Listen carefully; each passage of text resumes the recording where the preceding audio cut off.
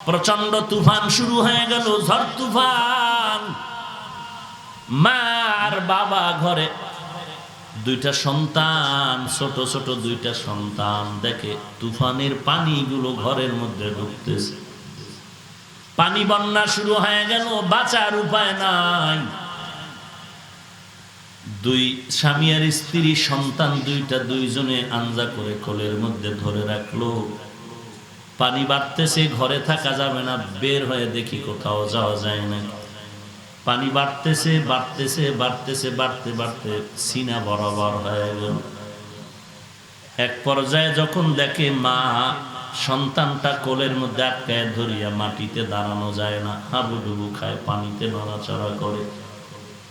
মা ডাক দিয়ে কয়, স্বামী, এই সন্তান আমি রাখতে পারবো না, আমি নিজেই বাঁচতে পারি না, তুমি নাও।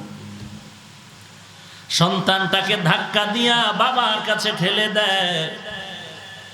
মা নিজে বাঁচার জন্য সন্তানকে ছেড়ে অন্যত্র দৌড়াচ্ছে বাঁচার জন্য।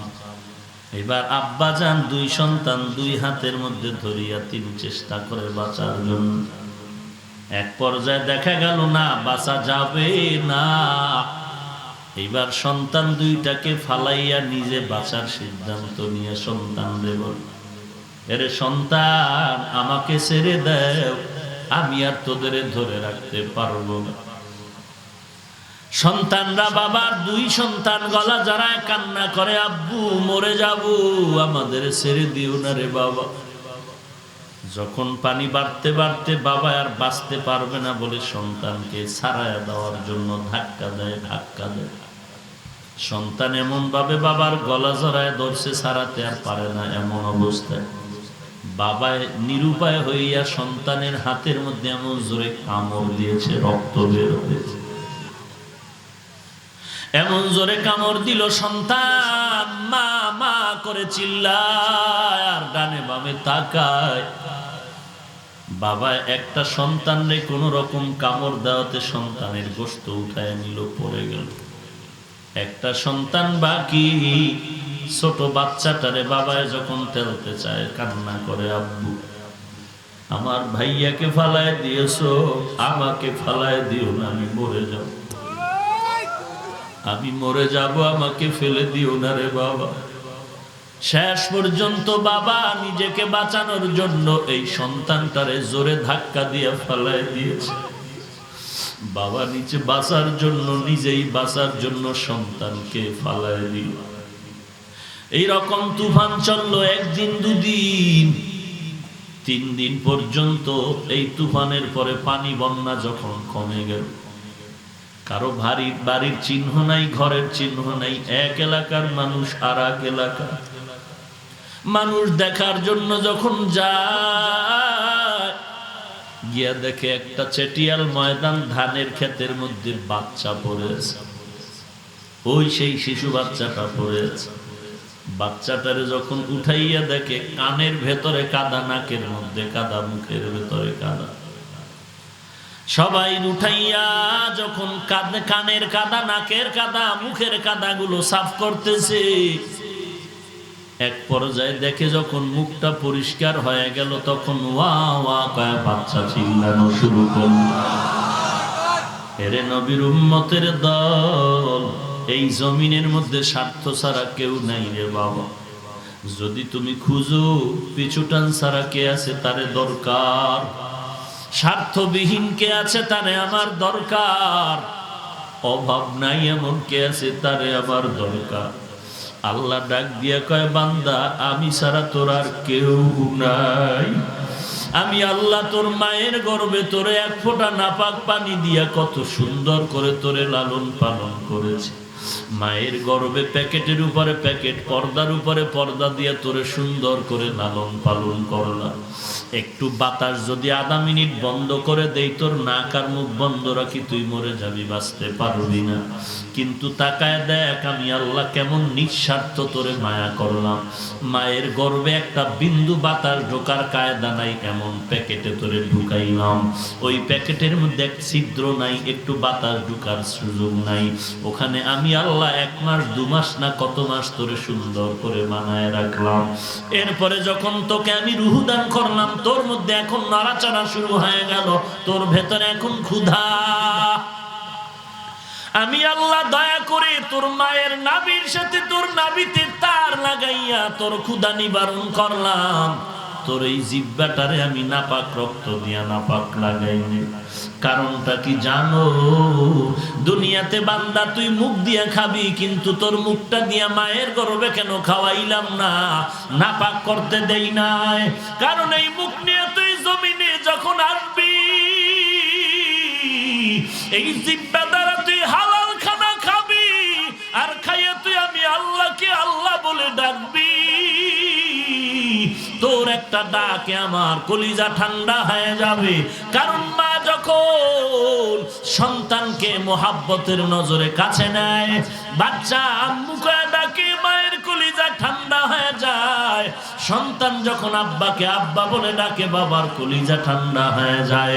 ওরে বান্দা, তোর বাবায় তোরে কাপড় দিল, তোর মা তোরে খানা দিল, তুই মায়ের এত, তোর মা তো তোরে কথা বলার শিখায় নাই। ও বান্দা, তোরে তো হাঁটা তোর মায়ে শিখায় নাই। হাঁটার শক্তি দিলাম আমি আল্লাহ, আমি আল্লাহ কথা বলার শক্তি দান করলাম। আমি আল্লাহ তোর এত সুন্দর চেহারাটা দান করলাম। তুই যখন মাকে মা বলে ডাকো, কোনো বাধা নাই। আব্বাকে আব্বা বলে ডাকো, বাধা নাই। তবে আমি আল্লাহ, তোর মা চায় তুই বারবার মা মা বলে ডাক, তোর আব্বা চায় তুই বারবার আব্বা আব্বা বলে ডাক। আমি আল্লাহর ছেলে নাই, মেয়ে নাই, লাম ইয়ালিদ ওয়া লাম ইউলাদ। আমি আল্লাহ কাউকে জন্ম দেই নাই, কারো থেকে জন্ম নেই নাই। আমি আল্লাহ বানাইছি তোদেরকে মানুষ। তুই আব্বা ডাকো আম্মা ডাকো, আমি আল্লাহর কি কুদরতি অন্তর চায় না তুই একবার আল্লাহ বলে ডাক দিবি? আমি আল্লাহ কুদরতের নজর দিয়ে তাকায় থাকি রে গোলাম। আব্বাকে ডাকো, বাধা নাই। মাকে মা বলে ডাকো, বাধা নাই। ফাঁকে ফাঁকে তুই যদি একবার আল্লাহ বলে ডাক দেও, আমি আল্লাহ খুশি হয়ে তোর জিন্দেগির গুনাহ মাফ করে তোর নামটা জান্নাতের খাতায় লিখে দিতাম। हकीकत से तू दुनिया बेखबर है, दुनिया की नुमाइश पर नजर है। नमी गोयम के आज दुनिया जुदा बाश, बहर कारे के बाशी बा खुदा बाश। আল্লাহ বলেন আমার কোনো পিছুটান নাই, কারণ আমার খানা নাই, আমি খাই না, ঘুমাই না। লা তাখুযুহু সিনাতু ওয়ালা নাওম। আমি আল্লাহর ঘুম নাই, তন্দ্রাও নাই। আমি আল্লাহর খানাও নাই। আমি আল্লাহর ছেলে নাই, মেয়ে নাই। একমাত্র আমার আপন হলো আমার বান্দা। আমার কোনো পিছুটান নাই, আমার কোনো অভাব নাই, আমার কোনো স্বার্থ নাই। আমি আল্লাহ যদি সামান্য একটু স্বার্থপর হইতাম, যারা আমার দেওয়া পানি, আমার বানানো বাতাস, আমার দেওয়া সূর্যের আলো চাঁদের আলো ভোগ করিয়া আমারে গালি দাও, আমার বিরোধিতা করো, কোরআনের বিরোধিতা করো, আলেমের গালি দাও, নবীদের বিরুদ্ধে চলো, আমি আল্লাহ যদি একটু স্বার্থপর হইতাম, আমি আল্লাহ তোরে ঘুমের ঘরে গলা টিপে হত্যা করে ফেলতাম। আমি আল্লাহ রাগ করিয়া তোর পানি বন্ধ করে দিতাম, বাতাস বন্ধ করে দিতাম, খানা বন্ধ করে দিতাম। আমি আল্লাহ রাগ করে পানিও বন্ধ করি নাই, বাতাস বন্ধ করি নাই, খানাও বন্ধ করি নাই। বরং আমি আল্লাহ মোহাব্বতের নজর দিয়া তোরে ডাকতে থাকি, আয়। আমি আল্লাহ প্রতিদিন প্রথম আসমানে এসে হাজির হয়ে যাই, উদউনি আস্তাজিব লাকুম। এরে বান্দা, আমাকে ডাকার মতো ডাক, আমি জবাব দেওয়ার জন্য তৈয়ার। আমি আল্লাহ প্রথম আসমানে হাজির। এরে বান্দা, কার কি প্রয়োজন অন্তর ভরে চাইতে থাক, আমি আমি আল্লাহ দেওয়ার জন্য রেডি হয়ে আছি, আমার কাছে চাইতে দেরি পাইতে দেরি হবে না। ওরে অনেকে বলে হুজুর চাওয়ার মতো কম চাইলাম না তো, কিন্তু পেলাম না তো পেলাম না। আল্লাহ বলেন কেমনে চাইছো, চাওয়ারও পদ্ধতি লাগবে। বিসসবরি ওয়াসসালাহ, দুই না জিনিসের মাধ্যমে আল্লাহর কাছে চাইতে হবে। এক নম্বরে ধৈর্য, দুই নম্বরে হলো নামাজ। এক নম্বরে ধৈর্য, দুই নম্বরে নামাজ। এই দুই জিনিস, এই দুইটা গুণ অর্জন করে যদি চাও, নামাজের সালাম ফিরায় দেখবি তুই যা চেয়েছো তা পেয়ে গেছ। চাওয়ার মতো চাও, ধৈর্য ধারণ করো, কান্না করো, নামাজ আদায় করো। যুবক মসজিদের বারান্দায় বসে কান্না করে, ইমাম সাহেব বলে কাঁদো কেন? যুবক বলে আমি অনেক টাকা ঋণ হয়ে গেলাম, আদায় করতে পারি না, রাস্তায় নামলে মানুষ আমারে গালি দেয়। ইমাম সাহেব বলে নবীজির দেওয়া তাবিজ ব্যবহার কর, ঋণ থাকবে না। কি তাবিজ? বলে নবীজি দোয়া শিখায় গেছেন, দোয়াটা পড়, আল্লাহুম্মা কফিনি বিহালালিকা আন হারামিক ওয়া আগনিনি বিফাজলিকা আম্মান সিওয়াক। যুবক বলে হুজুর দয়া করে ক্ষমা করবেন, এই দোয়া আমি শিখি নাই, পড়তেও পারবো না। ইমাম সাহেব বলে তো আরো ছোট্ট আকারে একটা তাবিজ আছে নবীর শিখানো, পর ইস্তেগফারের আমল, আস্তাগফিরুল্লাহাল আযীম, আস্তাগফিরুল্লাহাল আযীম, আস্তাগফিরুল্লাহাল আযীম। এই আমলটা চালু রাখ, আল্লাহ কুদরতি ভাবে তোর ঋণ আদায়ের ব্যবস্থা করে দিবে। আর নগদ একটা পরামর্শ নাও, তোমার এখান থেকে বহুদূর একটা জঙ্গলের কিনারায় বড় লোকের বাড়ি আছে, ওই বাড়িতে গিয়া বড় লোকের কাছে যদি হাত বিছাইতে পারো, অল্প যদি দেয়, তুমি অনেক কিছু পেয়ে যাবা, তোমার ঋণ আদায় হবে, সংসারও চলার রাস্তা হবে। যুবক ইমামের কথা শুনিয়া কদম দিয়া কষ্ট করে করে করে করে জঙ্গল পেরিয়ে ওই বড় লোকের বাড়ি হাজির।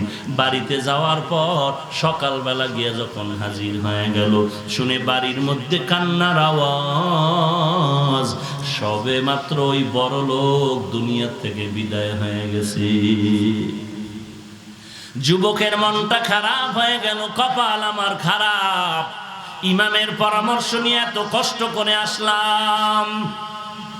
যুবক কান্না, আমার কপাল এত খারাপ, ক্লান্ত হয়ে গেল, দীর্ঘ পথ সফর করে আসাতে ক্লান্ত হয়ে মাটিতে ঘুমায় পড়লো। ঘুমের মধ্যে স্বপ্ন দেখতেছে, রে যুবক তুই যেই বাড়িতে আসো, ওই ছোট্ট ঘরের মধ্যে যে মাটির উপরে বিছানা লাগায় ঘুমাও, ওই বালিশের নিচে মাটি, মাটি খনন করে দেখবি ওখানে স্বর্ণ পড়ে আছে, স্বর্ণ, ওই স্বর্ণ উঠাইয়া ঋণ আদায় কর, বাকিটা দিয়ে জীবনটা চালাও। যুবক স্বপ্ন দেখে উঠার পরে চিন্তায় পড়ে গেল, কি দেখলাম, এই স্বপ্নটা যদি বাড়ি বসে দেখতাম, এখানে আমার কষ্ট করে আসা লাগতো না। আল্লাহ জানায় দেয়, এক হাতে যেমন তালি বাজে না, বিনা বাতাসে নদীর পানি নড়ে না, বাচ্চা না কানলে মা যেমন দুগ্ধ দেয় না, বান্দা চেষ্টা না করলেও বন্ধ দরওয়াজার তালা খুলে না। हर गोरी देने के तू तैयार है, जो न मांगे उससे तू बेजार है, गर तवक्कुल में कुनी हर सुबह शाम, मेरा सानाद रिज़्क़े तू अज़ला मकाम। एरे नबीर उम्मतेर दाल, আল্লাহ বলেন আমার কাছে চাইতে দেরি পাইতে দেরি নাই, তবে দুইটা জিনিসের মাধ্যমে চাইতে হবে, বিসসবরি ওয়াসসালাহ। এক নম্বরে ধৈর্য, দুই নম্বরে হলো নামাজ। ধৈর্য আর নামাজের মাধ্যমে চাও, আল্লাহ তাআলা দরজা খুলতে দেরি করবে না রে গোলাম। ধৈর্যের সাথে চাইবা, আল্লাহ দরজা খুলে দিবেন। ওরে আল্লাহর গোলাম, সফরে রওনা হয়ে গেল, বান্দা মক্কায় হজে গেল। হজে যাওয়ার পরে বান্দা যুবক মানুষ এমন গরিব অবস্থা হয়ে গেল, দুর্ভিক্ষ চলে মক্কার জমিনে, খানা নাই, পানি নাই, এত কষ্টের জীবন ওই মক্কার জিন্দেগি। আল্লাহর বান্দা যুবক, খানা নাই, যা টাকা নিয়েছিল তাও শেষ হয়ে গেল, এখনো সফর শেষ হয় নাই। ওরে নবীর উম্মতের দল, বান্দা হোটেল থেকে ঘর থেকে বাইতুল্লাহ রওনা, দুর্ভিক্ষ চলতেছে, হঠাৎ রাস্তায় হাঁটতে গিয়ে দেখে একটা স্বর্ণের হার মক্কার কিনারায় রাস্তায় পড়ে আছে। আল্লাহর বান্দা একদিন দুদিন না বহুদিন ধরে না খেয়ে আছে, হঠাৎ করে স্বর্ণের হার পাইয়া দিলটা খুশি, কিন্তু ধরে না কার জিনিস ধরিয়া আবার আমানত রক্ষা করতে না পারলে আমার জাহান্নামে যেতে হবে। যুবক না ধরিয়া সামনে চলে গেল, আবার ব্যাক করলো, আমি যদি পাই, আমি যদি আমানত রক্ষা করে জায়গা মতো দিতে পারি ভালো হবে, কিন্তু কোনো চোর ডাকাতে পেলে তো নষ্ট করে ফেলল। যুবক এই চিন্তা করে স্বর্ণের হারটা হাতের মধ্যে নিয়ে নিল। নেওয়ার পরে তার হোটেলে নিরাপদে জায়গায় রেখে আবার ঘুরতেছে, কার হারকে যেন তালাশ করে তারে ধরে নিয়ে যাও। হঠাৎ যুবক হাতটা ঘরের মধ্যে রেখে মক্কার কিনারায় এসে শুনতেছে কে যেন এলান করে, খুঁজিয়া দেখে এক পাগড়িওয়ালা আল্লাহর বান্দা চিল্লায় বলে, স্বর্ণের একটা হার আমার হারিয়ে গেছে, কেউ যদি পাও একটু আমাকে দাও, আমি তোমাকে 100 দিরহাম হাদিয়া দিব। দুর্ভিক্ষের সময় যুবকের পেটে খানা নাই, বড় কষ্টের জীবন। আল্লাহর বান্দা পাগড়িওয়ালার হাত ধরে বলে চলেন। আল্লাহর বান্দা যুবক পাগড়িওয়ালাকে নিয়ে নিজের হোটেলে গিয়ে বলে, এই জিনিসটা আপনার নাকি? বলে হ্যাঁ। কয় নিয়ে যা। যখন নিয়ে হাতের মধ্যে দিয়ে দিল, যুবক দৌড়াইয়া সেজদায় পড়ে কান্না শুরু করলো, আল্লাহ তোমার দেওয়া আমানত আমি রক্ষা করতে পেরেছি, তুমি আমাকে মাফ করে দাও। ওই পাগড়িওয়ালাকায় যুবক দাঁড়াও, আমার ওয়াদা তোমাকে কিছু হাদিয়া দিব। বলে না না, হাদিয়া নেওয়া যাবে না, বিনিময় চাই না, এটা আমার দায়িত্ব, আমি পেয়েছি, আবার যার কাছে পৌঁছায় দাও, এটা আমার দায়িত্ব, এর বিনিময় চাই না। আল্লাহ যদি কিছু দেয় হাসরের ময়দানে চাই। পাগড়িওয়ালা বলে হাদিয়া নেওয়া তো সুন্নাত, হাদিয়া কি নিবা না? বলে সব সময় হাদিয়া নেওয়া চলে না, শুধু রমজান মাস আসলেই যে হাফেজ সাহেবের হাদিয়া দিবেন আর 11 মাস খবর নিবেন না, উদ্দেশ্য ভালো না। সব সময় বান্দা আলেম ওলামা কোরআনওয়ালার হাদিয়া তো শুধু রমজান না, 24 ঘন্টা সেকেন্ডে সেকেন্ডে সেকেন্ডে ইমামের হাদিয়া। ভালো ফল হয়েছে, ভালো ফল প্রথম ইমাম সাহেবকে খাওয়াও, কারণ তার হাত পাক, তার জিহ্বা পাক, তার দোয়া করলে কবুল হয়ে যায়। তোমার স্বার্থে আঘাত লাগলে তুমি ইমামরে ধমক দাও, আর ইমামের স্বার্থে আঘাত, বেতন বাকি, কত মানুষ গালাগালি করে, এরপর ইমাম বরদোয়া করে না। যখন মোনাজাতে হাত তুলে ফেলে আল্লাহর কাছে দোয়া করে, আল্লাহ এলাকারে শান্তি দাও, অসুস্থ রোগী সুস্থ বানাও, যারা ব্যবসা করে বরকত বাড়ায়া দাও, ও আল্লাহ যার মা বাবা কবরে তাদের কবর জান্নাত বানায়া দাও। এরে নবীর উম্মত, এমন মানুষ বারবার গালি দিলা, বেতন দিলা না, তারপরও তোমার মা বাবার জন্য দোয়া করে, এই বান্দারে হাদিয়া দিবা না? বলো কাকে দিবা? এরে নবীর উম্মতের দল, যুবক বলে হাদিয়া নেওয়া যাবে না। দৌড়াইয়া চলে গেল শুকরানা নামাজ আদায় করার জন্য। এরে ভাই চলে গেল, কে কোথায় খবর নাই। পাগড়িওয়ালা কই, যুবক কই, কোনো খবর নাই। যুবকের সফর শেষ, বাড়িতে রওয়ানা, নদী পথে স্টিমারে রওয়ানা। নদীর মাঝে তুফান শুরু হয়ে গেল, এমন তুফান জাহাজ ডুবেছে, অনেক মানুষ মরে গেল। কিন্তু আল্লাহর বান্দা যুবক, আল্লাহর গোলাম, খাঁটি গোলাম, তাকওয়াওয়ালা গোলাম, ওই বান্দা একটা তক্তার উপরে ভাসতেছিল পানির মধ্যে। আল্লাহর কুদরতের দরজা খুলেছে। আল্লাহ কয়, আমার কাছে যারা সাহায্য চাবি ধৈর্য আর নামাজের মাধ্যমে, আমি আল্লাহ ফেরেশতা দিয়া তোরে সাহায্য করব। 3 দিন 4 দিন না খাইয়াও স্বর্ণের হার পাইয়া হাদিয়াও নেয় না। এই বান্দার উপর আল্লাহ খুব বেজার। আল্লাহ বলে, ও সমুদ্রের পানি, বান্দাকে কিনারায় পৌঁছায় দাও। তক্তা তার ধরে আছে, কিনারায় চলে গেল, আছে না জঙ্গল কিনারায়, চিনে না কোথায় আসলাম। যুবক নদীর সমুদ্রের পারে পারে হাঁটে আর পথ খুঁজতেছে কোথায় যাব। হঠাৎ একটা সরু পথ পেয়ে ওই পথ দিয়া বান্দা রওয়ানা। হেঁটে হেঁটে বহুদূর গিয়ে দেখে আল্লাহর একটা ঘর, মসজিদ দেখা যায়। মসজিদের কিনারায় নামাজ পড়ে আর নামাজের পরে বসে বসে কোরআন তেলাওয়াত করে। আউযু বিল্লাহি মিনাশ শাইতানির রাজিম, বিসমিল্লাহির রহমানির রহিম, আলহামদুলিল্লাহি রাব্বিল আলামিন, আর রহমানির রহিম, মালিকি ইয়াউমিদ্দিন, ইয়্যাকা না'বুদু ওয়া ইয়্যাকা নাস্তাঈন, ইহদিনাস সিরাতাল মুস্তাকিম, সিরাতাল লাযীনা আন'আমতা আলাইহিম, গায়রিল মাগযুবি আলাইহিম ওয়ালাদ-দাল্লিন। আল্লাহর বান্দার তেলাওয়াত শুনে এলাকার মানুষেরা পাগল হয়ে গেল। যুবকের পা জড়ায় কয়, যুবক কই বাড়ি কই ঘর, কি তোমার পরিচয়? যুবক বলে, আমার বাড়ি অমুক এলাকায়, এখানে কেমনে আসছো? পুরা ঘটনা যখন শুনলু সব মানুষের মায়া জন্মায় গেল। কয়, যুবক ভাই, এলাকায় থাকো, আমগো মসজিদের খতিব সাহেব কয়েকদিন আগে ইন্তেকাল করেছে, তুমি আমগো ইমামতি করবা, যা দরকার আমরা ব্যবস্থা করব। আল্লাহর বান্দা ইমাম হয়ে গেল, কিন্তু বান্দা এখনো বিবাহ করে নাই। মুসল্লিরা বলে, আপনাকে এখন আমরা বিবাহের ব্যবস্থা করব কিনা? বলে, আপনাদের খুশি। মুসল্লিরা সবাই বিবাহের জন্য রেডি হয়ে গেল। ইমাম সাহেবের এমন একটা মেয়ে দেওয়া দরকার, সমাজে সব থেকে ভালো। এইবার কয়, ইমাম সাহেব হুজুর, আমগো আগের খতিব সাহেবের একটা সুন্দরী মেয়ে আছে, পর্দানিশী, ওই মেয়েটাকে প্রস্তাব দিয়ে আপনার জন্য রেডি করি। ইমাম সাহেব বলে, যদি এমন হয় করতে পারো। বিয়া রেডি হয়ে গেল। আজ মুসল্লিদের মনে খুশি, ইমাম সাহেবের বিবাহের আয়োজনে আমরা মুসল্লিরা চলে আসলাম।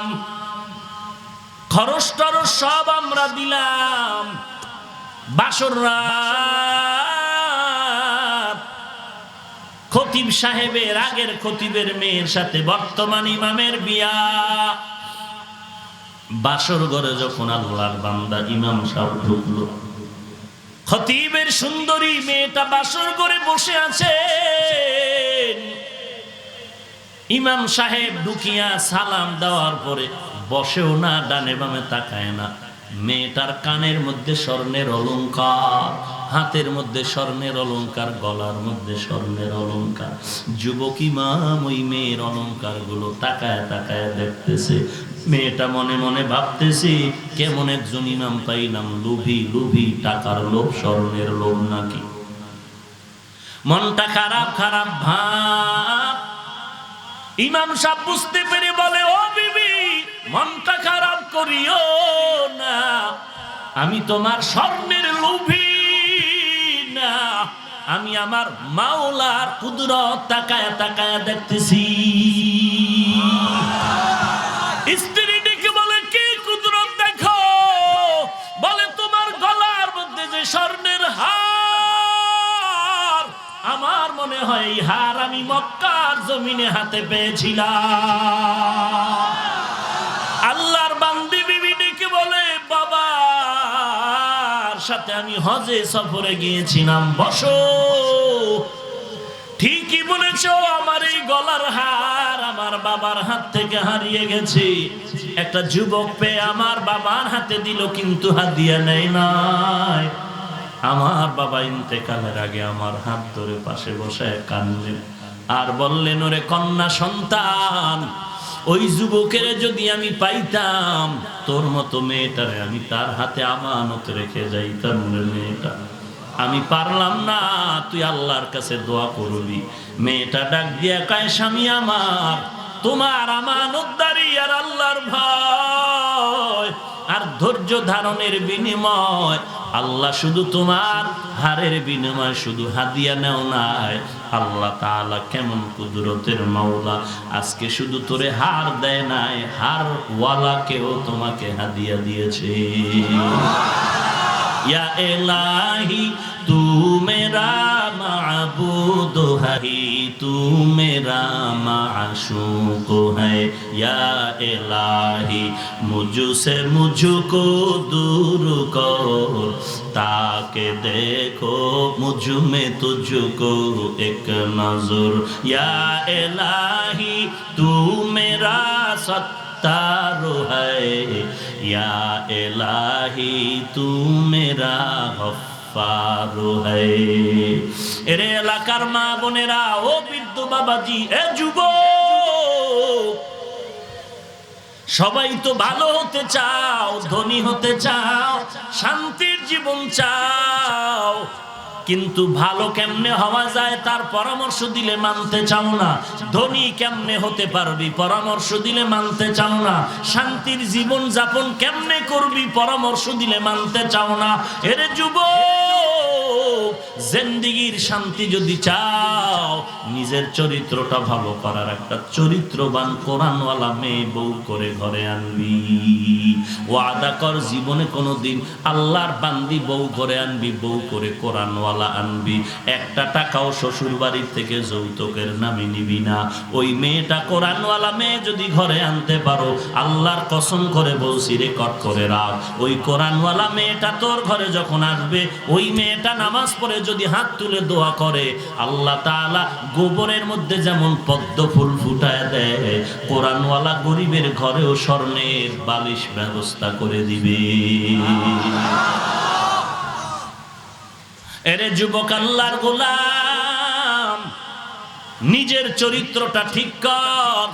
যদি কোরআনওয়ালা চরিত্রবান মেয়ে ঘরে বউ বানাইয়া আনতে চাও, আমি তোর পায়ে ধরে বলি রে যুবক, যদি ভালো চরিত্রবান কোরআনওয়ালা মেয়ে বিয়া করে বউ বানাইতে চাও, আমি পায়ে হাত রেখে বলি, পাও দুটো আগাই দে। আমি পায়ে হাত রেখে বলছি, এমন মেয়ে যদি বিয়া করে আনতে চাও, তোর বাবাও পারবে না, তোর দাদাও পারবে না, সরকারও পারবে না, দুনিয়ার কোনো ফেরেশতাও পারবে না। এগুলো পারবে আমার মালিক, আমার আল্লাহ। আর আল্লাহ তোকে তখনই দিবে তোর চরিত্র যদি ভালো রাখতে পারো। তুই অন্য কোন মেয়ের চরিত্রে কলঙ্কের দাগ বসাবি না রে যুবক। তুই অন্য কোন মেয়ের গায়ে হাত তুলবি না, চোখ দিবি না, কিছু বলবি না, চরিত্র নষ্ট করবি না। তাহলে আল্লাহর কাছে দোয়া করবি, নামাজ পড়বি, এমন একটা মেয়ে আল্লাহ তোর ঘরে দিবে, 5 দিন লাগবে না, তোর ঘরে আল্লাহ আসমান থেকে শান্তি নাজিল করবেন। আর তোর পুরা এলাকার মধ্যে এক সময় তোর মতো ভিআইপি বান্দা কেউ থাকবে না। কোরআন শরীফ দে, আমি কোরআন মাথায় লয়ে কসম খেয়ে বলে যাই, কোরআন শরীফ দে বেটা, আমি কসম করে বলছি, তুই যদি কোন মেয়ের চরিত্র নষ্ট না করো, আল্লাহর মোহাব্বতে উস্তাদের সাথে আদব রক্ষা করে চলো, মা বাবার আদব রক্ষা করে চলো, নামাজ পড়ো, ধৈর্য ধারণ করো, আল্লাহ তোকে এমন চরিত্রবান মেয়ে দান করবে, যেই চরিত্রবান মেয়েটার বরকতে তোর ঘর হবে স্বর্ণের ঘর। তুই বিশ্বাস না করলে আমার মাথায় কোরআন দে, আমি কোরআন নিয়ে কসম করে বলবো। আর তুই যদি অন্য কোন মেয়ের চরিত্র নষ্ট করো, তোর কপালে বউয়ের জোতার বাড়ি ছাড়া আর কিচ্ছু নাই, কিচ্ছু নাই।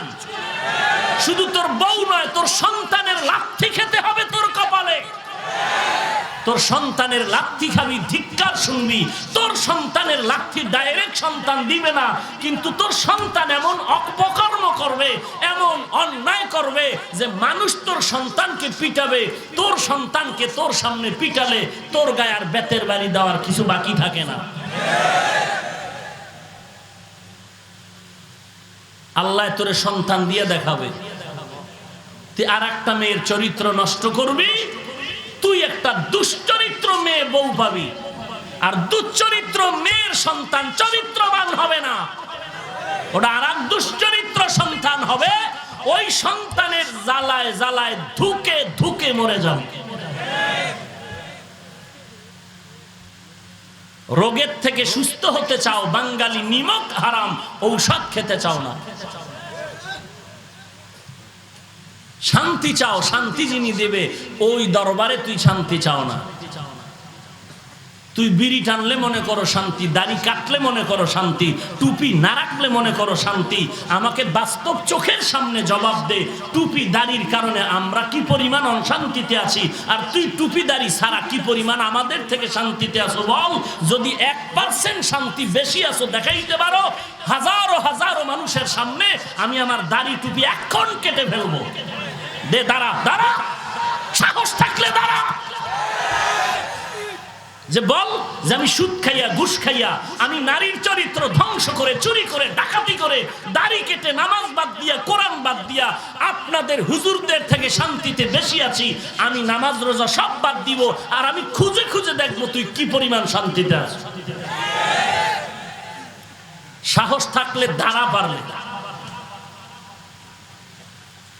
আর না পারলে শুনে নে। আল্লাহর কসম, চ্যালেঞ্জ, কোরআনওয়ালা, রসুলের আদর্শওয়ালা, টুপিওয়ালাদের মতো শান্তিতে সম্মানে পৃথিবীর আর কেউ নাই, কেউ নাই, কেউ নাই।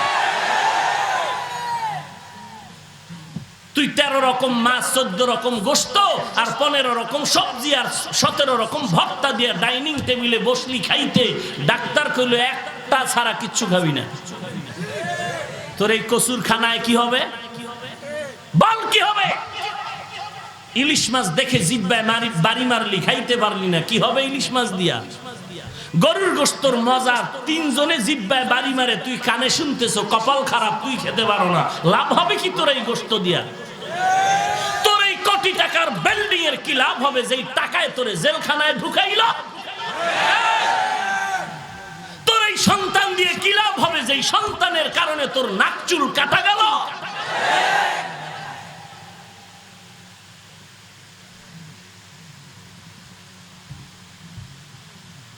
এমপি মন্ত্রীর চেয়ার দেখে খুব আফসোস করো। কোরআনওয়ালার যে চেয়ার, এটার কোনো মেয়াদ নাই। আছে মেয়াদ? 5 বছর, 10 বছর? হ্যাঁ, এটা আল্লাহ কুদরতি ভাবে কোরআনের বরকতে দিয়েছে, যে কারণে এমপি সাহেব, মন্ত্রী সাহেব, দেখো না হাটহাজারীর হুজুরের সামনে নামাজের কায়দায় এমপি মন্ত্রী বয়া থাকে, হুজুর একটু মাথায় ফু দেন তো, টের পাও না কিছু? আল্লাহ দেখাচ্ছে। এর থেকে আর কোরআনের সম্মান কি চাই?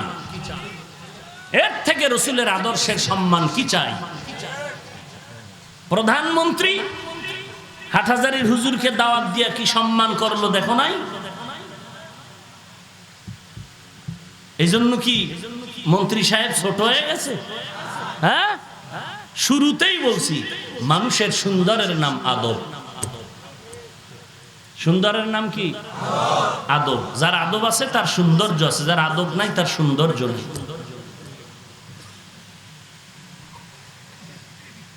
স্কুলে পড়ে, কলেজে পড়ে, doctor, professor, engineer, RAB, army, police, BDR, OC, DC, SP, 5 ওয়াক্ত নামাজি দাড়িওয়ালা নাই? 1 টাকাও হারাম খায় না? নাই? কিয়ামতের দিন এদেরকে যদি দাঁড় করায় বলে, এই বেঈমান, এই নিমক হারাম, তোর মতো যুবক চাকরি করিয়াও হারাম খায় না, তুই খাইলি কেন? তোর মতো যুবক র্যাব আর্মির চাকরি করিয়াও হারাম খায় না, নামাজ ছাড়ে না, তুই কেন নামাজ ছাড়লি? তোর মতো যুবক স্কুল কলেজে পড়িয়াও নামাজ বাদ দেয় নাই, তুই কেন নামাজ বাদ দিলি? কি জবাব দিবা আল্লাহর কাছে? ও যুবক, কি জবাব দিবা? যৌবনের চাহিদা, গুনাহের আকর্ষণ তো আমারও আছে। শীতের দিন ফজরের সময় ঠান্ডা পানি দিয়ে ওযু করে নামাজ পড়তে কষ্ট, তুমি বুঝো, আমি বুঝি না? চুল লম্বা রেখে টুপি ছাড়া বিড়ি টানলে খুব ইয়াং মনে হয়, তুমি বুঝছো, আমি বুঝি নাই? সেই রকম লম্বা জামা পরলে শরীরটা আটকা আটকা মনে হয়, তুমি বুঝতেছো, আমি বুঝি নাই? এত তাড়াতাড়ি দাড়ি লম্বা করলে, নামাজ পড়লে ভালো মেয়ে পাবো না, তুই বুঝতেছো, আমি বুঝি নাই? তুই দাড়ি ছাড়া কি ভালো মাইয়া পাইছে একটু বলতো, আমারে বর্ণনা দে তো। আর আমরা দাড়ি টুকুর কারণে কি খারাপ মাইয়া পাইছি বউ হিসাবে, খবর নে তো আমার ঘরে গিয়া। তুই চামড়ার সুন্দর পেতে পারো, আদর্শের সুন্দর পাওনি। চ্যালেঞ্জ করে বলছি, কারণ আল্লাহ রাব্বুল আলামিনের কোরআন যার সিনে আছে এর মতো আদর্শ নারী আর কে হবে? আমার মা আমাকে পেটে নিয়ে কোরআন পড়তেছেন, তোর বউ তোর সন্তান পেটে নিয়ে টেলিভিশন দেখতেছে। এইবার কি পরিমাণ বরকত পাবে তোর স্ত্রী, আর কি পরিমাণ বরকত পেয়েছে আমি হাফিজুর রহমানের মা।